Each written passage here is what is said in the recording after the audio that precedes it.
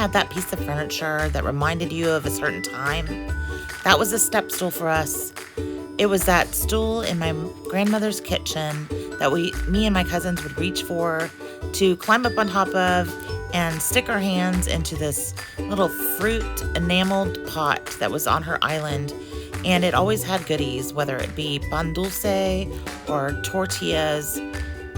It was that memory. That's the yellow stool right there in the corner.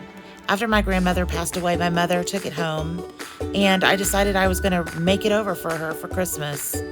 So that's what I did. When I had the opportunity to purchase one for myself, I did. I found an online auction and bought it for $40. And after doing my mother's, I decided I was going to redo it for myself. Here, I sprayed some TSP on it and cleaned off a lot of the grime that was in there. I got a screwdriver and dug into the little rubber foot thing so that I could get whatever was stuck in there out. I just gave it a really good cleaning.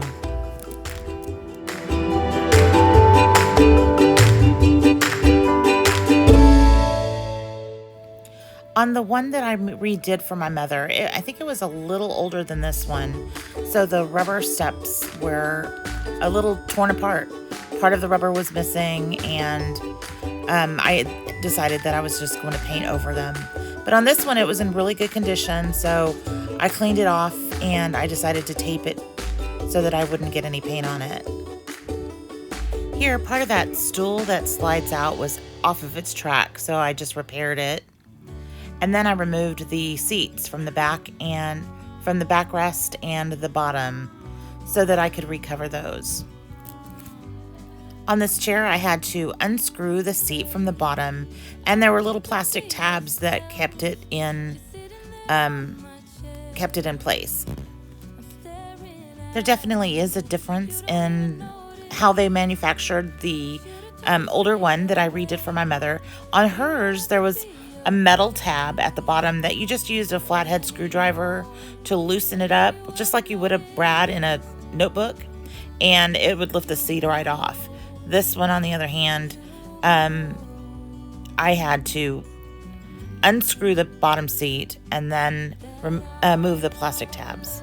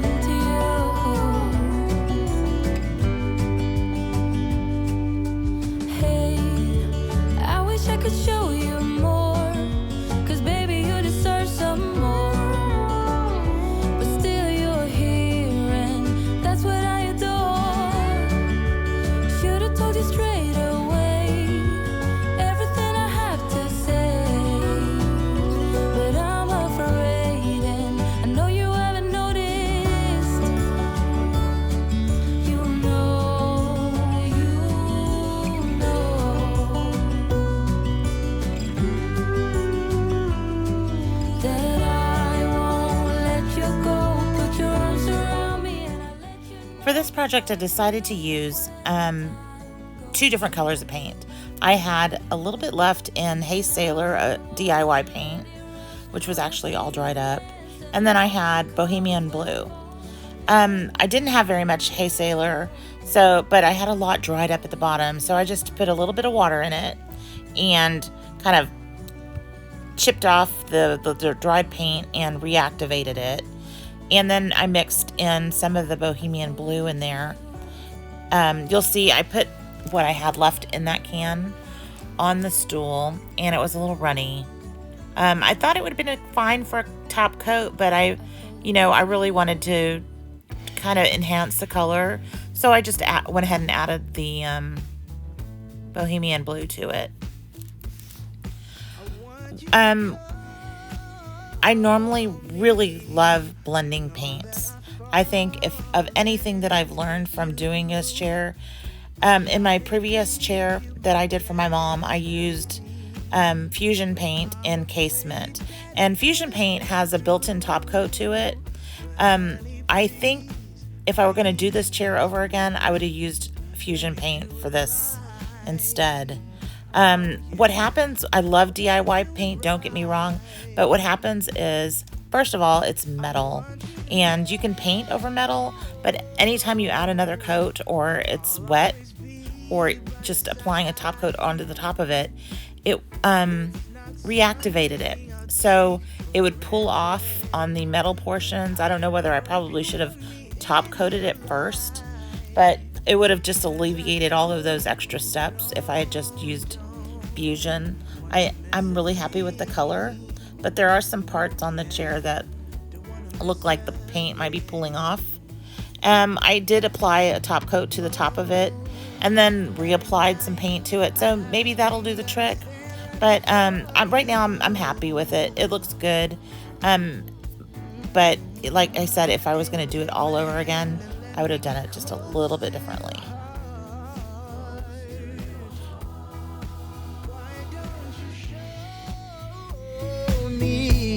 How it feels when a dream comes true. I won't cheat on you, baby. That's just something I would never do. 'Cause my heart only beats for you. Oh yeah, it only beats for you.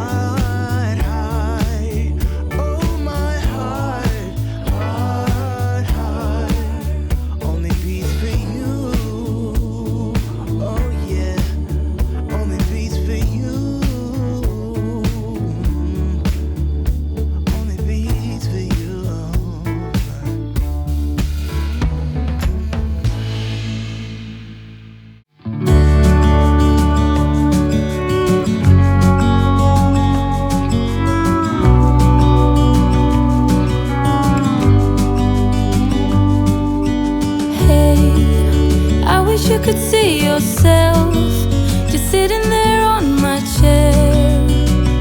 I'm staring at you, you don't even notice. Should've told you straight away, you don't have to be afraid anymore. I know you haven't noticed.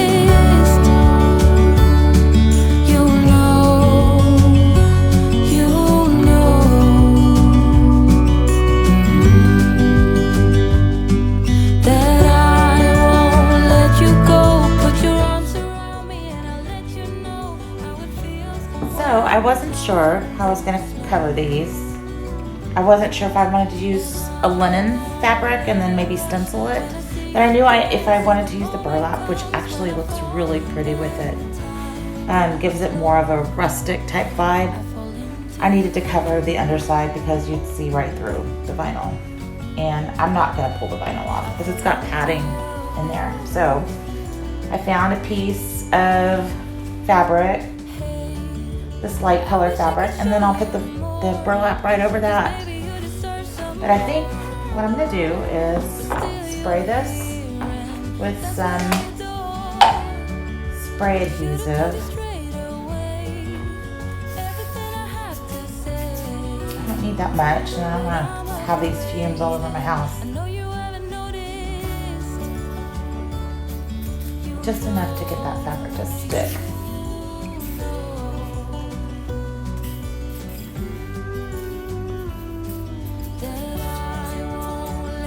Anyway, it's somewhat on there. We'll have to go to the hardware store. I might have to pick up some more, but I think that'll work.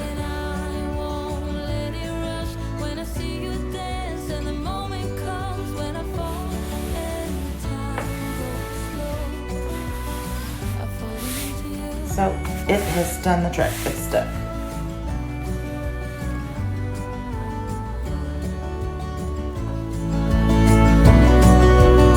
I fall into you.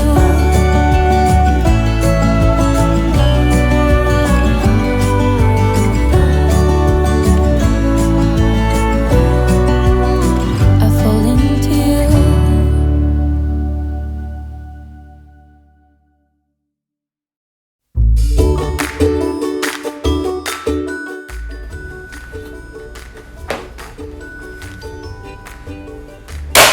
You know, when I did my mother's for Christmas last year, it was a lot more, it was an older chair. And when I put the back on, there are these little metal tabs that I had to unbend and then put the fabric in and try and get it to fit back into the metal part. And it was a real pain in the butt. So I'm kind of relieved this is a newer one. Newer as in, I don't know, maybe 70s, 80s, as opposed to the one my grandmother had, my mom, that I did for my mom. Because it was a lot easier to take apart.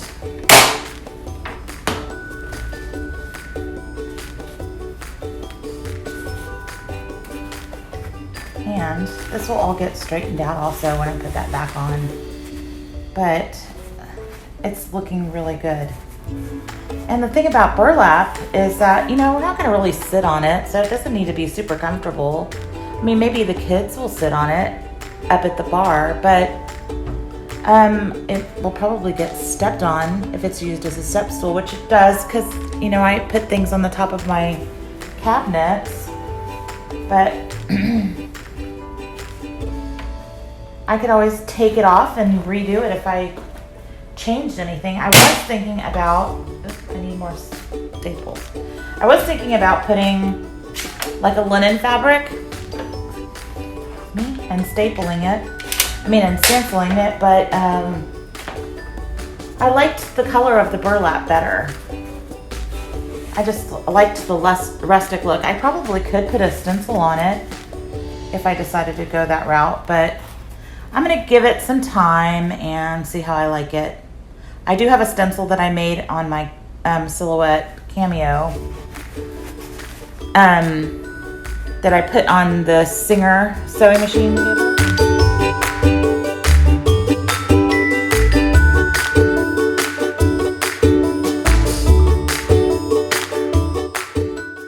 And I like that one. I might put that one on the back of the chair. We'll see. I'm gonna finish stapling these and I'll show you what they look like after. Look, it looks great. Okay, so I'm gonna go fix this one and then we're gonna reattach them to the chair.